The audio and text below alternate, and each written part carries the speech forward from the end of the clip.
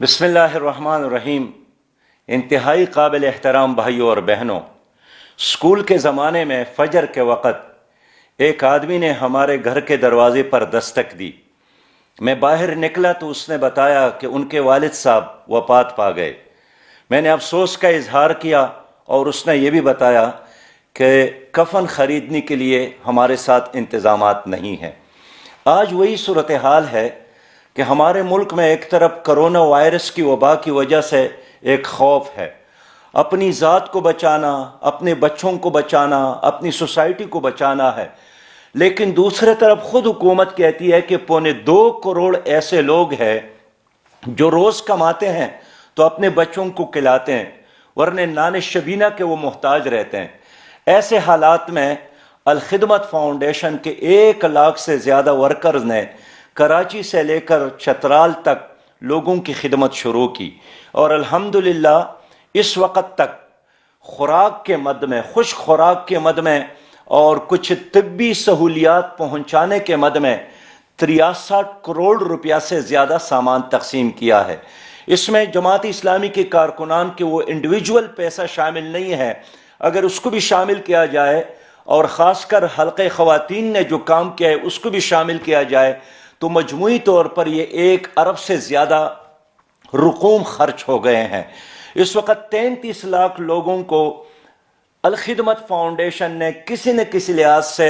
فائدہ پہنچایا ہے، یا خوراک کی صورت میں،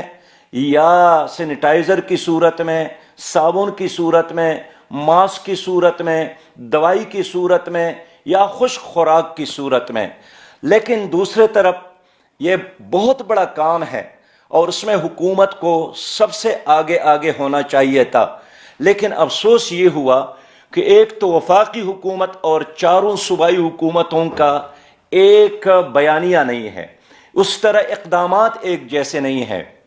اور ہر کوئی اپنے اپنے انداز سے یہ حکومتیں سوچ رہی ہے، اور یہی وجہ ہے کہ ایک ردم نہیں بن سکا۔ پھر اپوزیشن کا اور حکومت کے درمیان بھی ایک باہمی تعاون کا راستہ نہیں نکل سکا، اگرچہ ہم نے بڑی کوشش کی، اپنے تمام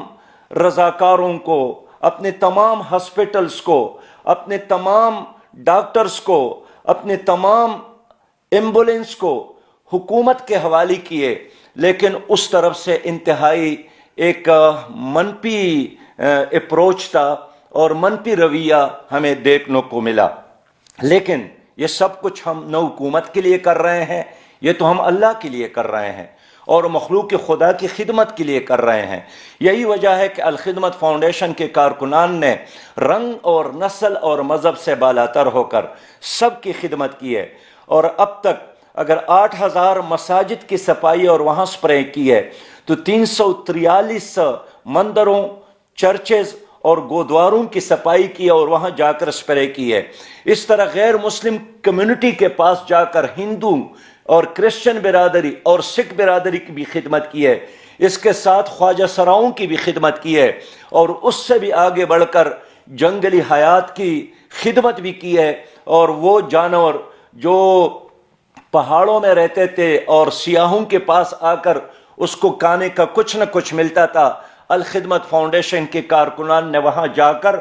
ان کا بھی خیال رکھا۔ اس کارکردگی پر میں ان رضاکاروں کو سلام پیش کرتا ہوں پوری قوم کی طرف سے، اور ان ڈاکٹروں کو بھی سلام پیش کرتا ہوں جو فرنٹ لائن پہ مقابلہ کر رہے ہیں، ان کو بھی خراج تحسین پیش کر رہا ہوں۔ ہمارے 2 انتہائی قیمتی ڈاکٹر جو اس راستے میں شہید ہو گئے۔ آپ سے کہنا یہی ہے کہ آپ کو حکومت کا انتظار نہیں کرنا ہے، آپ نے خود آگے بڑھ کر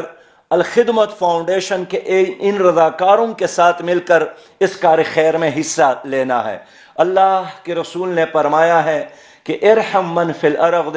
یرحمک من فی السماء، زمین والوں پر رحم کرو، آسمان والا تمہارے اوپر رحم کرے گا۔ تو اگر آپ رحمت چاہتے ہیں اللہ کی تو آپ زمین کی ہر چیز پر رحم کرے، وہ انسان ہو، وہ جانور ہو، یا کوئی پودا ہو۔ اس کار خیر میں آپ ہمارے ساتھ شامل ہو جائیے، ہم آپ کا انتظار کرتے ہیں، ہر جگہ ہمارا کارکن موجود ہے۔ آپ جو بھی کام کرنا چاہتے ہیں ہمارا کارکن آپ کا استقبال بھی کرے گا اور آپ کا انتظار بھی۔ بہت شکریہ۔